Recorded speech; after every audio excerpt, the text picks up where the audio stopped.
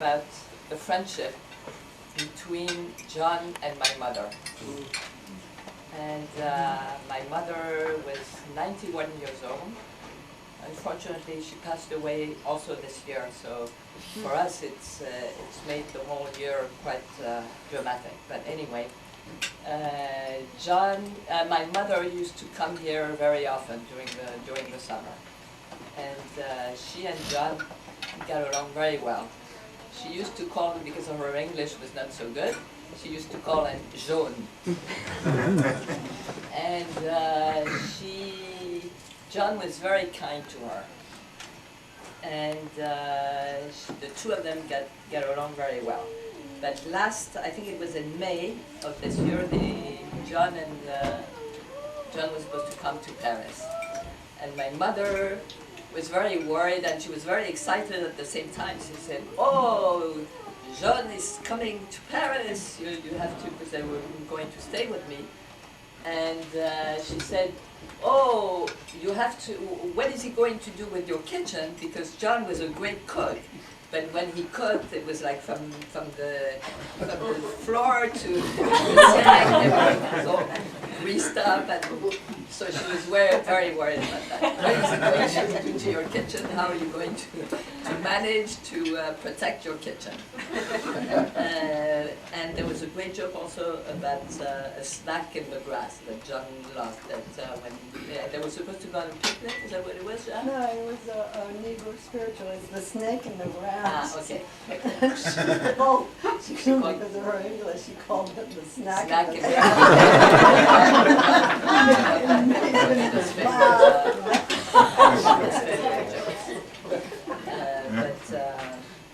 But the two of them get along very well. I wanted to mention that.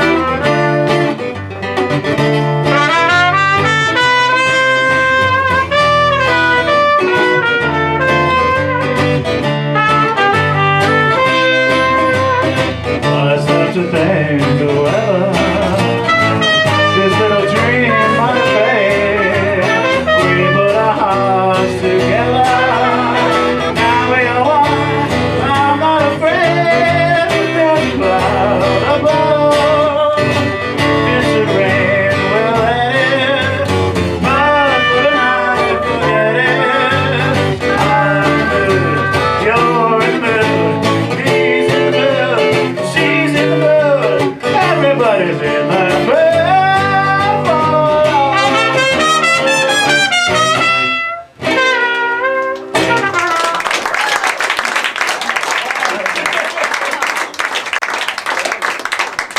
We're done. To share. One is that I worked with Jod and Tim at Greenwich Capital. Is how we also, Jackie and I, got to know John and Jod, and really for about the last 8 or 9 years we've been friends and eating out and quite often cooking for each other. And I have to say, never in my life did I drink so much as when John and Jod came over, and it was remarkable. And I think we did actually begin to have conversations. I began to think, well, I've gotten really poorly living like this, and I am slimmed down from those days. But as time went on, John did have to kind of behave in a more healthful way, and so we all did begin to drink less, and John and I left Wall Street, and we went on to our budgets. So we toned it down a little bit, and we entered the period where you could not show up with the wrong bottle of wine. Did you ever find the right one? Well, I started to just say exactly what. I'll write it down. And because we were chastened a few times for our naive mistakes, because I just always just thought, oh, a white wine, or my memory just doesn't grasp wine as well as John's did. And I've been relieved to shop with Jod and discover that you can actually get away with buying the label. Because Jod will look at the bottle and she always gets winners. So, you know, maybe in my own future I'll be as clairvoyant. But, which leads me to say that John was the hippest person I ever knew. And no, he truly was, and we've seen the evidence. He was really hip. And I only really have known one or two other people who came close to him in that savoir-faire, that, you know, that hipness that he had. He was remarkable. And of course, the one other who would come to my mind who wouldn't know, but he too was a writer and a musician, and that just, there are so many things in my life, our life, that John hipped us to. And the other thing that, because we've just known John in the last 8 or 9 years, John's activities had already begun to be curtailed by his illness. We never saw him hold an instrument or heard him play. And he did live with pain, and he did complain, and I thought he complained in a very straightforward and manly way when he had a bad day, and I really respected that. And I learned a lot from John through that. But the thing that has struck me the most, and I hope I carry into my own difficulties as time goes on, is how John never lived in the past. He never accepted this curtailment as a reason to dislike the now. He lived absolutely now. He always has so much to say and to do with what he had. His world did shrink, and I guess I never realized so much until now. Thank you, Anita and Talia. But he was always so there for it, and he never was looking back. And I want to honor John by living like that.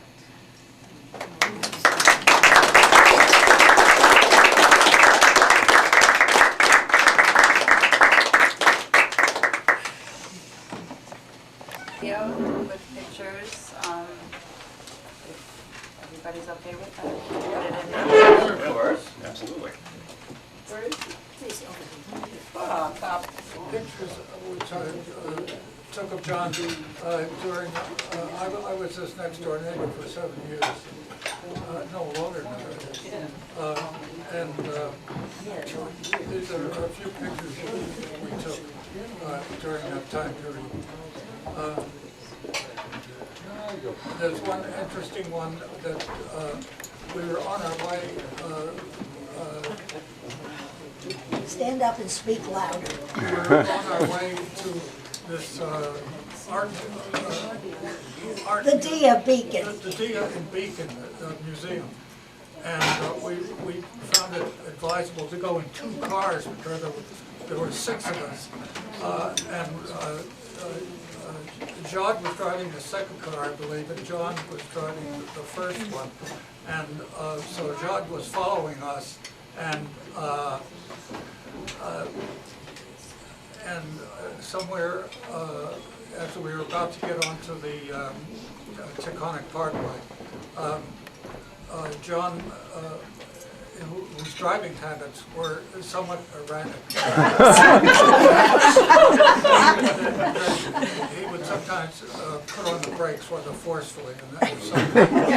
And on this occasion, we were rear-ended by John's car. I don't want to fix blame for this, but it happened. And anyway, the police came, and I believe John's car had to be towed away. So the 6 of us finally ended up going in 1 car. And there are a few pictures of that incident in this DVD. It's only 5 minutes long. Did Jod sue?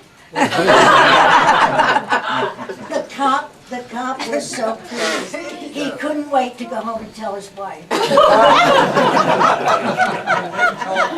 Told the cop that the second car was driven by the wife of the driver of the first car. He said, "Well, that's a first." Who drove after? Who's the driver? Who's the driver? John was on the second car. No, when you all went together, who drove? I believe I did, I'm not sure. But we didn't have any more collisions.